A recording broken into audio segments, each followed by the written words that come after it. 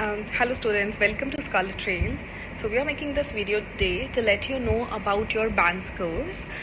So you have got, this video is only for the reading and listening band scores. We are not including writing and speaking in this video because in writing and speaking the band descriptors are a bit different. It cannot be explained in just one video.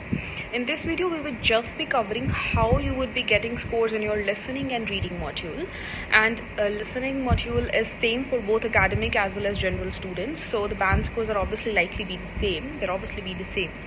So for example, if you are getting the score like 39 or 40 in your listening module, and there is like no other mistake you have made, so just one mistake you have made, you would get a score of complete 9. Yippee! And if you're making 1 or 2 mistakes, let's say, or maybe 3 mistakes in the listening module, I'm just talking about the listening module, not anything else, you would be getting a score of 8.5.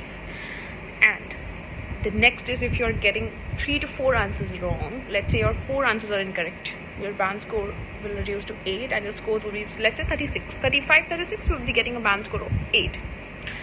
Okay, so now whenever you're watching this video, make sure that I've added a band descriptor chart below in the description box. Make sure you're opening that box and you're watching this video and you're looking at that the chart alongside, because otherwise you will forget whatever I'm trying to say. You will forget that. If you want to know what is your band score at the moment in listening and reading module, this video is for you.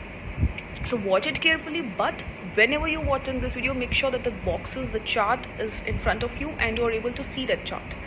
Also, you can save it and of course use it whenever you're solving your reading and listening.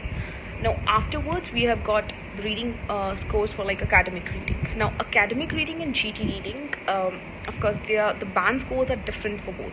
Also, as we know that academic reading is quite tough compared to the general training reading, the band scores are, they vary.